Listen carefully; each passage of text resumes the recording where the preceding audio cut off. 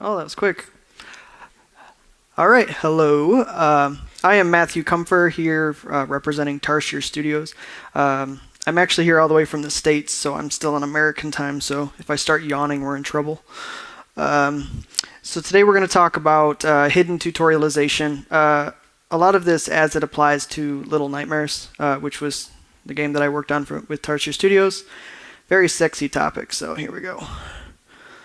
So myself, I actually think I started level design around 9. At least I like to convince myself that I did. But I didn't ever think I was going to work on games. I went to school to be a math teacher, so in theory I should be good talking to you guys here, but we'll see how that goes. The way I got started in games was I was deeply involved in creating my own content in Little Big Planet. For those of you who are familiar with it, it had its creation tools in-game. So I did that, which got me hired at Tarsier Studios as a level designer working on Little Big Planet PS Vita, and then we did some Little Big Planet 2 content. Little Big Planet 3 we helped out Sumo Digital, and then most recently I worked on Little Nightmares with Tarsier Studios. That was our big unique release. Woo! And this is a sketch that I did when I was 9 years old. I didn't have a video game console, but my aunt did, and I played it, and I loved to just sketch out these little scenarios, and that to me was the first level design that I ever did. I think there's even a boss at the bottom there. Yeah, good stuff. So Tarsier Studios are recent games. Static released April 24th, 2017, and Little Nightmares released 4 days later. So for those of you guys running your own studios, don't do this. Don't kill yourselves. It's not a good idea. So Little Nightmares, just a little about that. We call ourselves a suspense adventure platformer. I don't consider it to be horror, but if you're familiar with it, you might kind of get that feeling at times. And we were a relatively small team, 20 people or so, quite young, really. And the design team was about 4 or 5 guys. And for a lot of us, this was our first really big project after Little Big Planet PS Vita. A pretty short production time. And when we made this game, we wanted to make sure that there was no dialogue or text, or at least minimize it to almost nothing. But we wanted to have puzzles, which is an interesting dichotomy. And we wanted to create this kind of tactile world. And you'll kind of see what I'm talking about if you're not familiar with Little Big Planet, or Little Nightmares. So Little Nightmares had this character 6. You play as a little girl, and she's got all these abilities. And so obviously we need to teach the player about these abilities and get them to actually know they exist and then perform them as we expect. And so obviously we need a tutorial level, which is what we're talking about today. So we were like, let's make a tutorial level. And so we had this list of all things that we wanted to teach. So won't explain all these, but we ate some fish to teach grabbing. You have to walk over and grab it. And then you pull a cage, so you grab and pull. And then you duck under a pipe, so we teach how to crouch. And these are all pretty basic things. You climb on stuff, and we do it 3 times. Run along a bridge to teach how to sprint, blah, blah, blah. Have a grab switch, have a swing. Well, it was bad. It felt like a tutorial, first of all, which is not really what you want to make as a designer. You don't set out to make a level that feels like a tutorial. And it felt like a bad tutorial. So we did a great job. And we failed to introduce the world. We were a small team, and so we didn't have the luxury of having a big tutorial level, and we didn't not actually set up the world that we wanted to create. So we wanted to make sure we kind of really double dip there. And then if I go back to this picture, we had this cool prison scene but you were climbing on it, and it felt way too dangerous for the start of the game. It did look pretty though, so good job, art team. So we tried again. We gave it to another designer, and we just rebuilt the tutorial from scratch. And it's kind of just what you do when things don't work out. We treated it more like a proper level. Sure, we integrated some story stuff to build up the world. We had this long-armed janitor guy, these little gnome creatures. We started introducing them. But we ended up doing a poor job of teaching abilities. We jumped in too much into just playing the game, and then people didn't know how to play the game, which is not a good place to be. And it felt better, but it wasn't quite right. And so we had to take a step back. And we just tried twice. We failed. Let's actually decide what our goals are for our tutorial. So this is the process that we kind of went through. We know we didn't want it to feel like a tutorial. Most of the time that is the case, in our game in particular. We know we wanted to build up the world. We know we want to teach all core actions, but we wanted to do it without text. So we had to make sure everything felt really intuitive. That was just a big goal. We decided that it doesn't work for every game, but it worked for ours. And we also were targeting kind of casual players. So we had to kind of keep that in the back of our minds that maybe these people don't play games. Maybe this is not necessarily their first game, but they don't play games often. So that's something to consider. And more high level, how do you teach the player how to do things?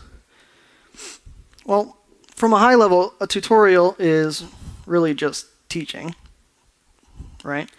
And if we're talking about teaching, you can talk about pedagogy, which is just kind of a fancy word of saying the study of teaching, the method and practice of teaching. So if you're studying pedagogy, you're thinking about what is effective teaching, what works, what doesn't. And if we look at it through the lens of pedagogy, we can start applying some learning theories. So here we go with the Psych 101. I won't go through all these, but there's a lot of popular learning theories. There's behaviorism. You ding the bell, you get a treat, your mouth waters. Could try to do your tutorials like that, reward the player. Cognitivism is this idea of you just give somebody information, give them time to process it, and they'll learn. So this would be kind of like tutorial prompts. You give them information, let them figure it out. Works for some games. Humanism is this idea of that the learner chooses how they learn. Doesn't really work so well in game design because we have a very specific path we want players to go along, so you don't really get to choose how they want to learn for most cases. Connectivism is this idea that when you bring people together using the internet or just groups or whatever, they share knowledge and they learn that way. Not valid for our game because it's a single-player game. And then there's this idea of constructivism where you take past experiences, apply new experiences, give them time to reflect on it, and learn. So before we kind of pick a learning theory that kind of makes sense for how you want to approach game design and tutorialization, let's think about what kind of things to consider for games. So interaction is one way. You can't sit over the player's shoulder and ask them what they're thinking, or they can't tell you if they're stuck. So we have to keep that in mind, that the interaction can only go outward from us to them. We can't go the other way. Skill level of your players will vary wildly, and so you have to consider what skill level of your players, what they already know, that kind of thing. And we have to keep in mind that this idea that skills tend to build up and combine. So we'll talk more about this a bit later. And then players are allowed to fail. So that's one thing that games do a little differently from normal teaching. Well, most of the time. We expect the player to fail at times, and that's okay. Players are unpredictable, so you can design the most perfect, awesome thing, and then if the player does something else, you need to account for that. But then on the plus side, players are inherently motivated. They've bought your game, they want to play it, they want to get through it, and so you need to kind of build on this motivation to get them to learn how to play your game and then subsequently play the game. And so the key is to kind of keep that motivation high. So if we go back to our learning theories, we're not going to ring a bell and reward them. We're not going to let them choose their own learning. And kind of the best fit for, at least for our game and a lot of games, is this idea of constructivism. So games are like a series of experiences, and so it makes sense that you'll have new experiences, past experiences, and you can learn and kind of put them all together. So if we kind of look at tutorialization through this window of constructivism, that can be super helpful for deciding what actually can make a good tutorial. What's a way that we can focus our efforts on something that's actually going to work instead of just blindly making something and seeing if it does. So one of the big tenets of constructivism is this idea of schema. And schema is this idea of what the player knows, what they understand things to be. And you have to kind of understand your player's schema and understand that that's going to influence how they perceive new situations, how they recognize things in the level. And we'll talk more about schema in a little bit. And inherently, humans learn through experiences. We're really great at that. And so we can kind of build on that. In general, constructivism, more in the frame of traditional teaching, but instructors should serve as a facilitator for learning instead of just lecturing. And so constructivism says that Learning is better if the instructor is just facilitating their learning instead of doing it directly. And the learner has a lot of responsibility. So this is that notion of players are inherently motivated. They want to play your game. And so they have the responsibility to proceed. If they just stand there at the beginning of the game and don't play it, they're not failing, but they're also not moving on. And then this is a big one. Confidence affects motivation. If the player starts to get frustrated and the player feels like they're not learning or failing, they're going to be demotivated and they'll probably start playing. And that's at the beginning of the game. If they stop playing, they'll probably never play again. So it's really important to keep the confidence and motivation high. And another big concept is this: knowledge is part of an integrated whole. So we could make this laundry list of abilities that you want to teach them and kind of treat it as a checkbox and just have this room you teach them how to grab, this room you teach them how to jump, this room you teach them how to climb. But that doesn't really work for learning because you need to kind of build it up as part of a bigger whole, and that will actually make things stick a bit better. And I'll talk about examples of that in a bit. So like I said, schema is this idea of kind of how knowledge is constructed up. So it's largely based on your background knowledge. And if the player doesn't have the requisite background knowledge, they can't learn from discovery. They don't know what to try. They don't know where to start. So for example, if you have a game and you have a switch and you want the player to pull a switch, like this fancy one here, you want to make sure you frame it in a way that somebody who's not familiar with a switch, they'll still see that and go, oh, that looks like a switch. I can probably do something with it. And they'll try things. And another one that we kind of take for granted for new players is the idea of the character can jump. If you give somebody who's never played a video game before a controller, they're probably not going to expect they can jump. We kind of take it for granted. So just keep in mind of what your schema is, what your target audience is. If you're targeting hardcore gamers, you can kind of take a jump for granted. Our game, not necessarily so much. So this idea of learning through experiences is based on if you do something, you internalize it, you gain a lot more from it than just being told that you can do it. So if you, for example, in teaching a jump, if you present the player with a gap and don't tell them what to do, and then they figure out how to jump, that'll stick more than if you just put a prompt on screen that says press this button to jump. And yeah, that's what I was saying. If they discover it and they do it on their own, it will enhance their learning. It will stick. And for the most part, trial and error can only get so far. So we can do some things to kind of facilitate that. Player may need facilitation. So in this case, we as designers or artists or your programmers, you take on the role of a teacher in this situation. So a lot of times we kind of just design things in a box, but you have to consider that you are actually teaching the player how to play the game. You have to behave like a teacher. And so in constructivism, you have to behave as a facilitator for their learning. That doesn't mean tell them what to do. It means to guide them in the right direction. So you're not an instructor. Give hints, not direction. And there's a lot of games have done really creative things to guide the player. We'll show a couple of things that we did in Little Nightmares in a moment. And then, like I was saying before, we have to understand that players have a responsibility to do things. We can't make them do it, but we can kind of guide them. And a good way to keep them trying new things is to keep motivation high. So if we can boost their confidence, like if they solve a simple puzzle, it feels good, they feel motivated, they'll keep going. So if they figure it out on their own, great. They feel good, they feel awesome, they feel smart, and they want to keep solving more puzzles.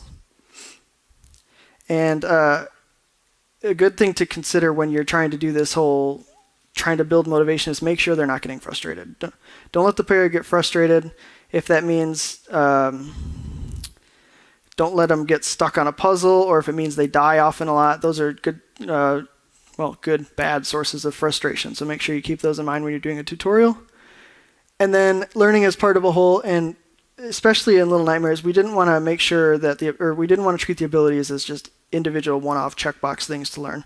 And so we wanted to present them as clusters of things that are related to one another. And we'll talk about that specific examples when we go through the tutorials. For example, when we talk about a grab interaction, so we wanted to make it kind of, grabbing is just kind of an action that you do with your hands.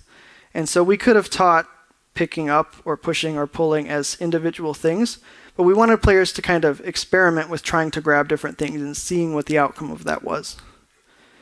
But again, this is largely dependent on the design of your game. This isn't a one-size-fits-all kind of idea, but something to consider.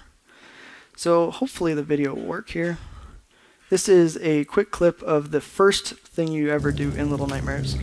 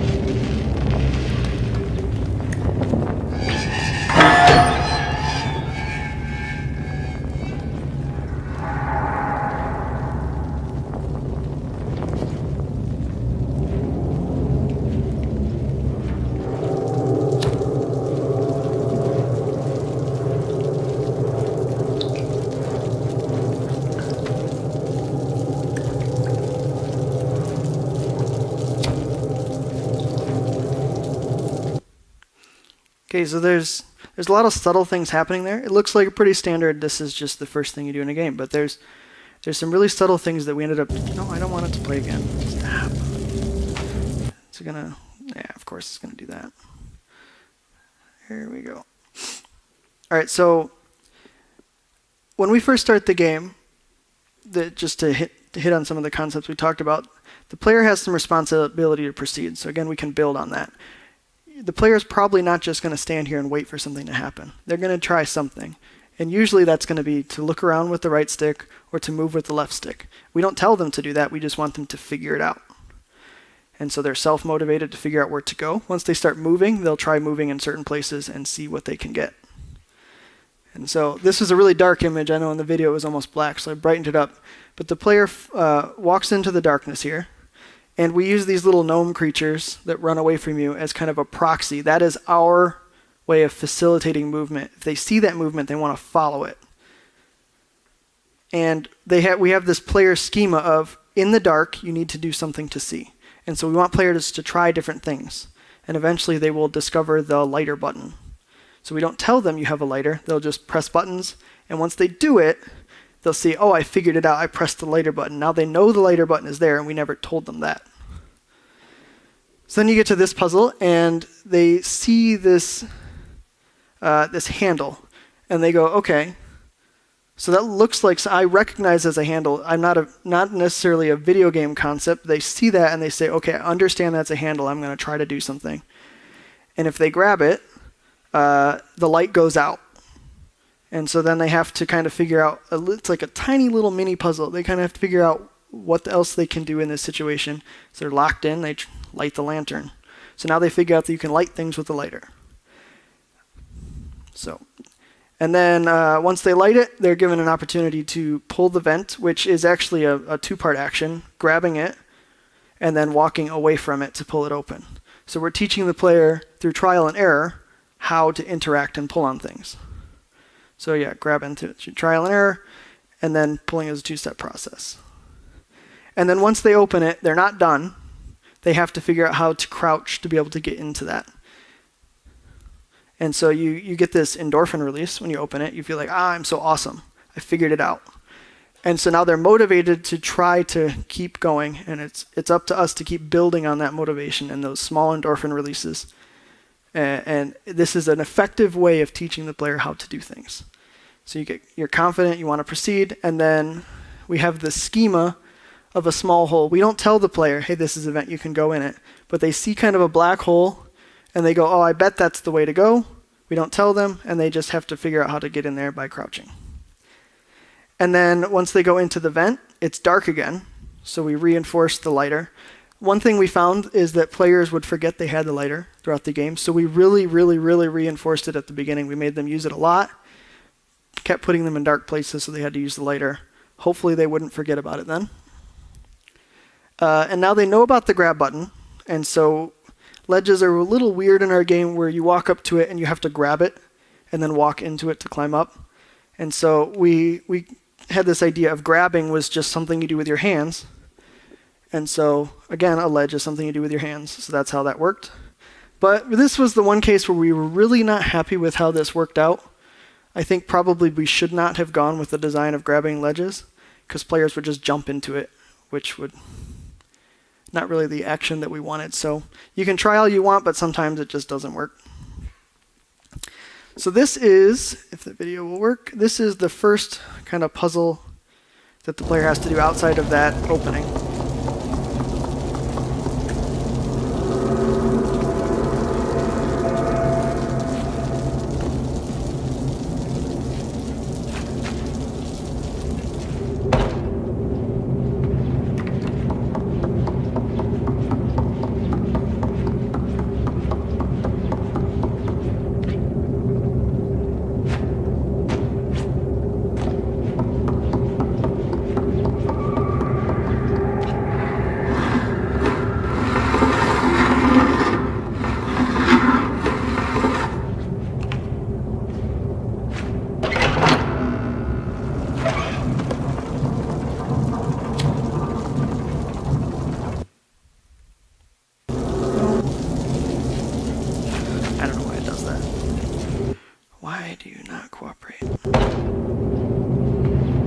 Won't let me go to the next slide when it's playing a video.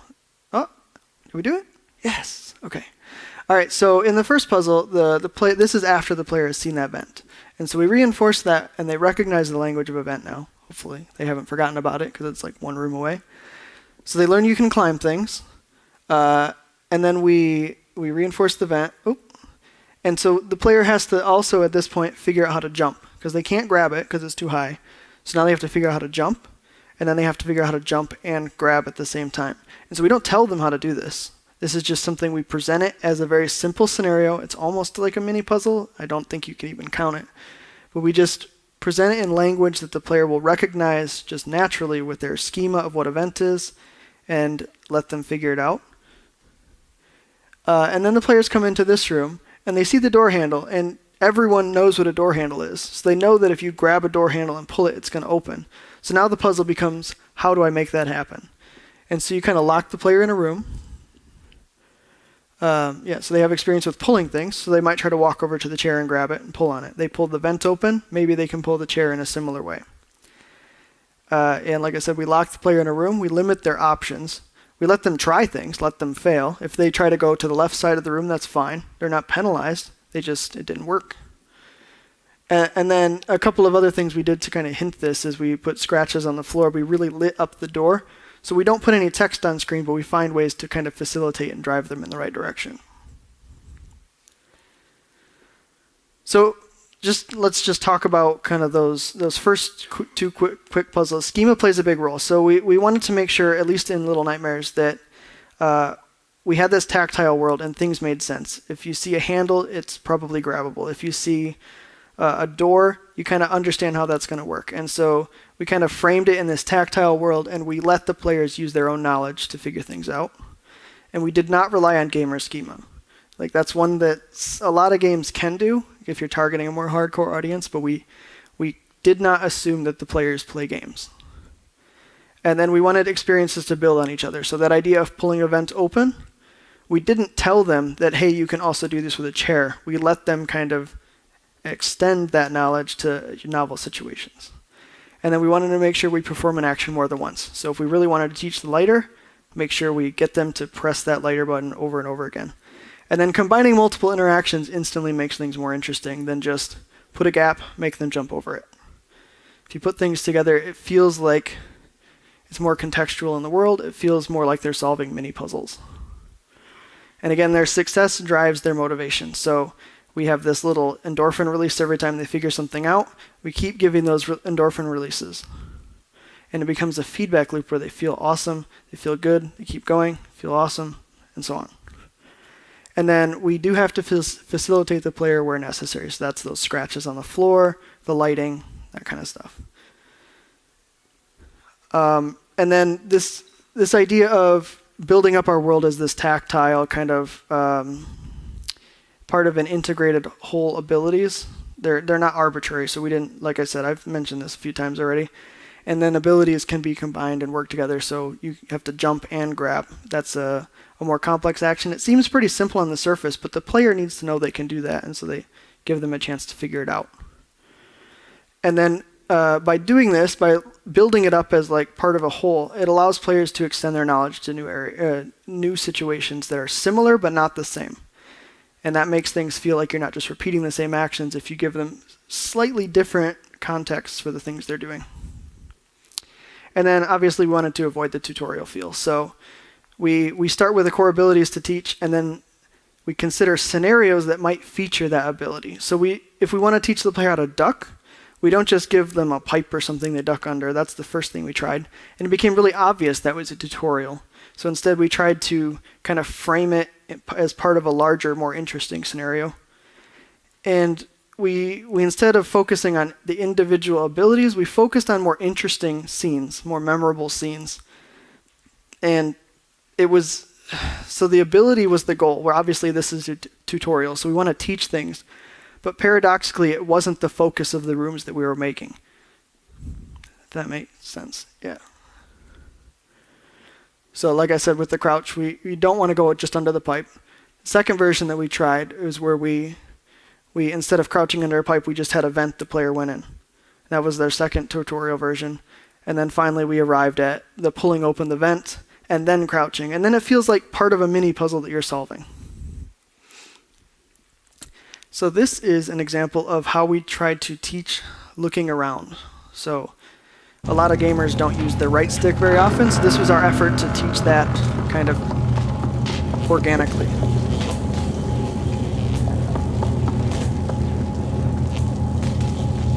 Oh, it's kind of dark, it's really hard to see, but there's a cable that was going from an electric grate to behind the door.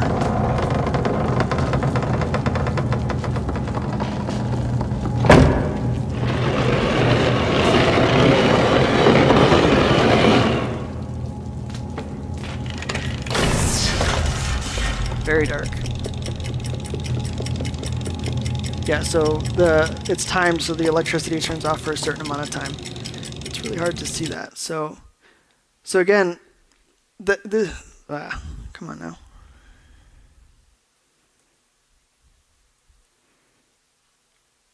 There we go. Nope. Oh, I think this was just a video I thrown in, and this is an example of it's still okay to let the player fail. So here we put a checkpoint right there, and then we didn't tell them, hey, this electricity is dangerous. They can figure that out on their own. So this room was specifically designed to teach the player to look around. But we didn't want to just say, hey, here's the look around button, try it and see what you see. Instead, we kind of we created an interesting scenario where the point of it was to teach the look around, but it wasn't the focus of the room, and it was part of a larger puzzle. And so it didn't feel like a tutorial for looking around, even though that's what it was. No. And then this is an example of teaching the player how to swing on a hangable vent for the first time.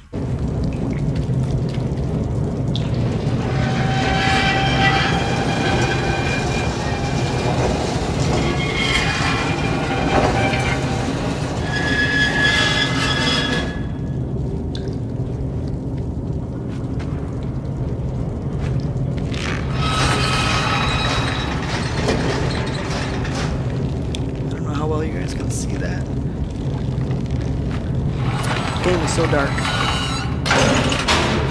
Okay, so it would have been really easy for us to have just a gap that you needed to cross and put a swing, and you just jump and swing. It would have been really easy to do. But again, it would have felt like a tutorial. So instead, we built it as part of a larger puzzle. So they have never seen a swing before. They've done dragging. They've seen all that before. And so we kind of let them figure out on a mini puzzle, and they need to extend their knowledge onto this. They see this new grab thing, and they can try something new because we've kind of kept their motivation high. We've made sure we've taught dragging well to this point, and then they can solve a little mini puzzle. And so they've learned how to use a swing, but it didn't feel like a tutorial. It just felt like they solved another puzzle.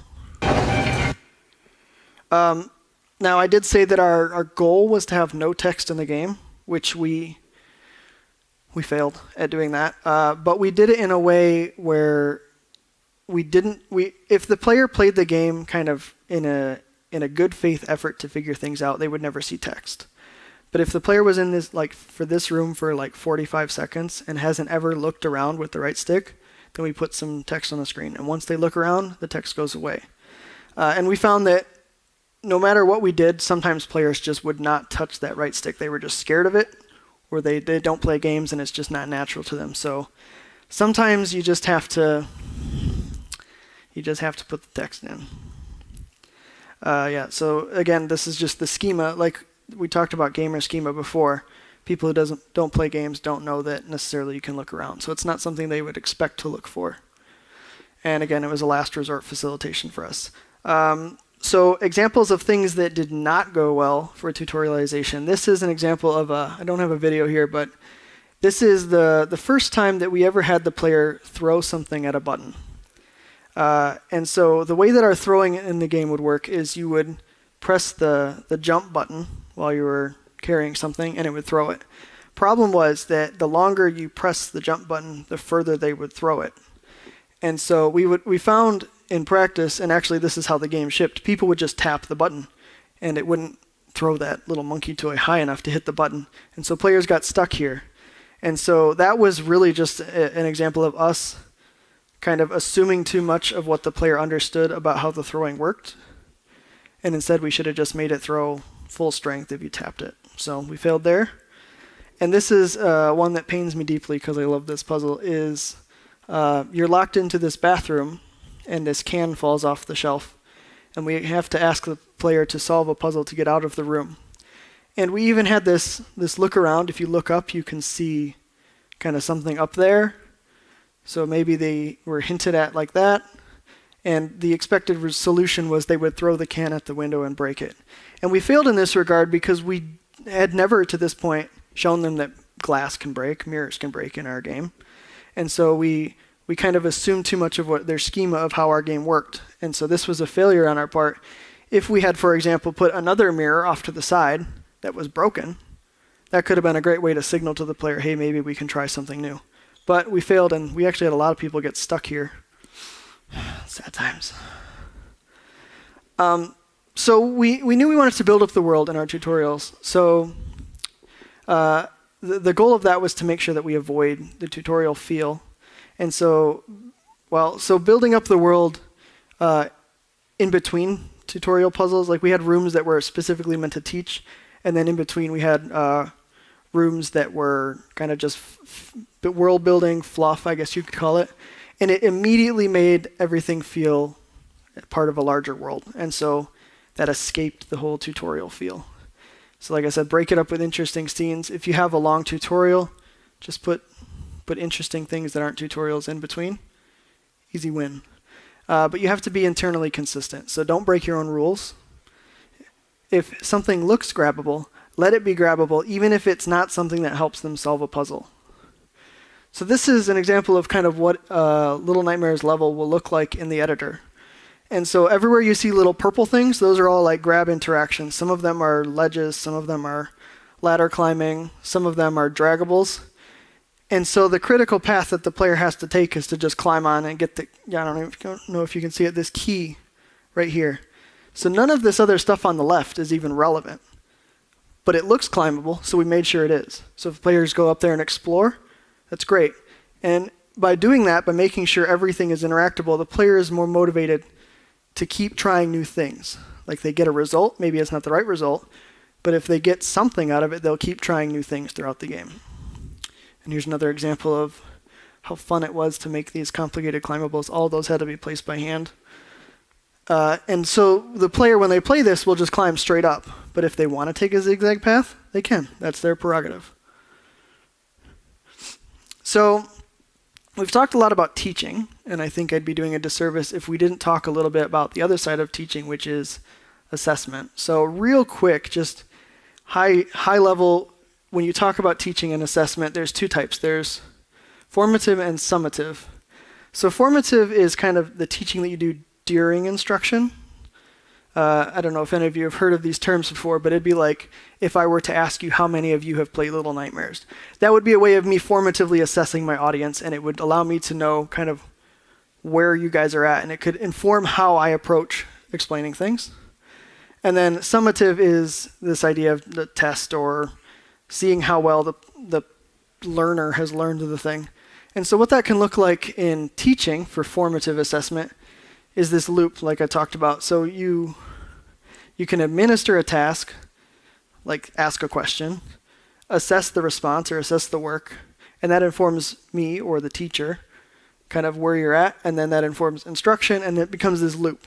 And this loop is really important because it's how you kind of communicate with your learner and you understand where they're at and you can become a better instructor. But what does that look like in games? Well, there's two ways that it can happen. One is at the player level. They actually have this feedback loop going on all the time. So they get a task like a puzzle or a new scenario. They try something. They either complete the task or they don't. They make a connection that wasn't right or that was right. They learn from it, they gain experience, and then that helps them in the next task that they get. And it's this loop that keeps going throughout the game. And so if you just keep that loop in mind as you create things, it can structure the way that you present new ideas. But there's also a type of formative assessment that happens at the designer level, and this is playtesting. So I'd be doing a disservice if I didn't mention playtesting when talking about tutorials. So you make sure you have your user testing. You kind of see how they got on with it. That informs you if you're doing a good job or a bad job. You can modify the design and keep going for as much time as you're allowed. And don't wait till beta to user test. Don't do that.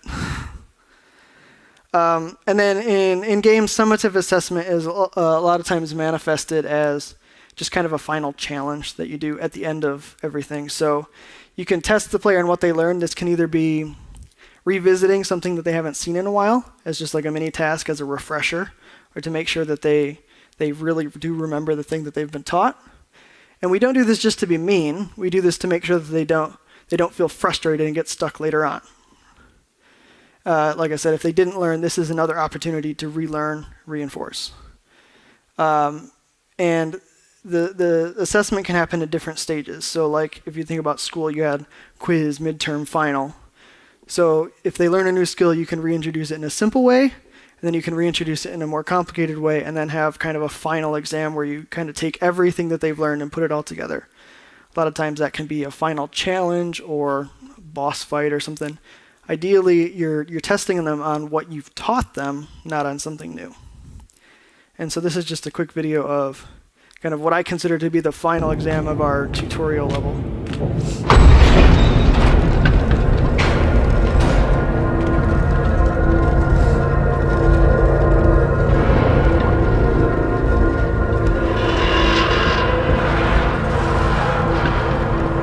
So it doesn't have to be complex. It can be pretty straightforward. In this case, we required the player to sprint.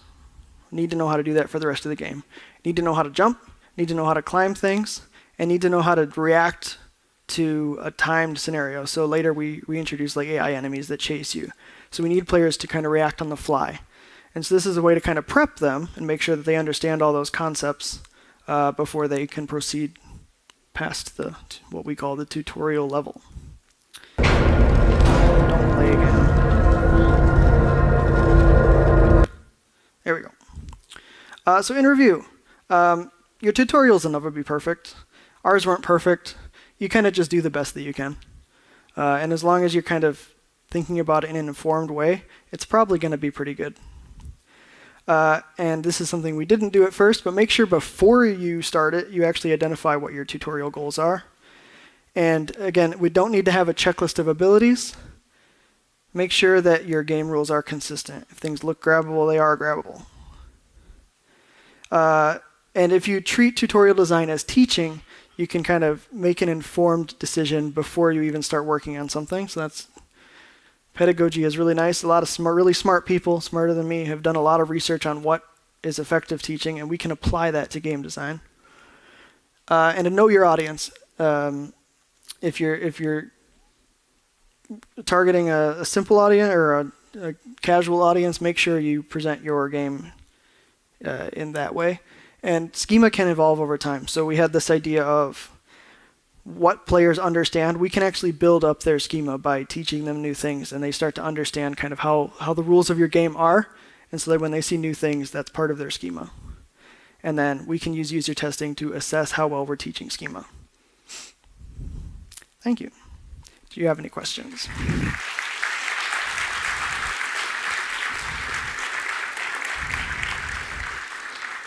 So we have 2 microphones, 1 on each side, so you just put your hand up and we'll get to you. We're short on time, so I'll try to do the best I can here. Simple question. Yes. You said that after 45 seconds you displayed the actual information about how Correct. Did you do that for all button presses? I think we ended up having about 20 hints, and I think usually the player would see 1 or 0 of them. We were very, very liberal with how much time we gave them. I pressed the X button to do... Yeah, if we wanted the player to jump, or like in the swing tutorial that I showed, if the player jumped and hang there but didn't swing back and forth for 45 seconds or so, we would show that hint. Yeah, it's on. So in the room with the lantern and the latch. Yes. What happens if the player doesn't light the lantern and pulls the latch and moves backwards? So I maybe you missed it in the video. When you grab the hatch, it occupies the use of your hands, so the lighter is extinguished. So it actually goes dark, and so they have to let go and click the lighter again. Right, but can you not pull it open if you... You can, yeah, sure, but you have to do it in the dark. Right. If the player is that cognizant of what they're doing, great. And we do. I don't know if you noticed, but we do have her like looking at the thing you're supposed to light as well. So we tried to hint it, but you can't. Like I said, you can't make the player do anything. You can only guide them. Okay, thank you. Hmm? Yeah. So a small question. In the scene where you, when you want them to throw at the mirror, Yes. were they supposed to climb through the mirror or window? Yeah. So it was. I just wondered. So they were supposed to like walk in the depth, right? Like in. Yeah. Had you introduced that before as well? We had. Yeah. It's that example of the mirror actually came in like the second to last theme of the game, but it was an example of where we failed to teach something. I'm just trying to. Yeah. There we go. So. I was thinking because most of the scenes you showed before, they only moved to the right and left. Basically. Right, and that was how most of the movement in the game was, and that's a good way to when you're teaching the player how to do things, you kind of limit the axis that they're moving on. But we do more depth stuff later on, and so you can't see, but when you break this down, there's like a chair in there implying somebody's peeping through the window, and then you can climb those metal bars up to the top. Okay. Yeah.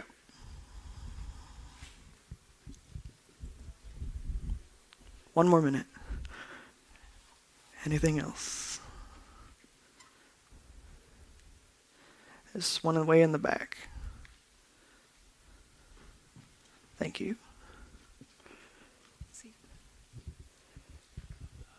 I'm just curious, can you give any other examples from your work or from other games in which you have seen what you would consider good, like invisible tutorial integration like this?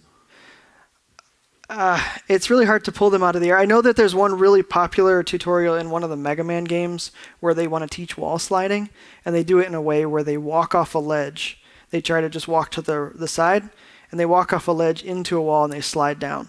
And so the player does it on accident. That's a great way of kind of teaching the player without telling them, just letting them do it, and then they kind of make a connection. But, oh man, you put me on the spot here. There's been a lot of games that do really clever things with tutorials. A lot of first-person shooters will not teach you how to look around by moving the stick. They'll actually like have an explosion or a sound or a light or something, and players try to orient themselves to see what it is. They seem really obvious in a vacuum, but I mean it is good tutorial design to do things like that. I think we're out of time, so thank you guys very much.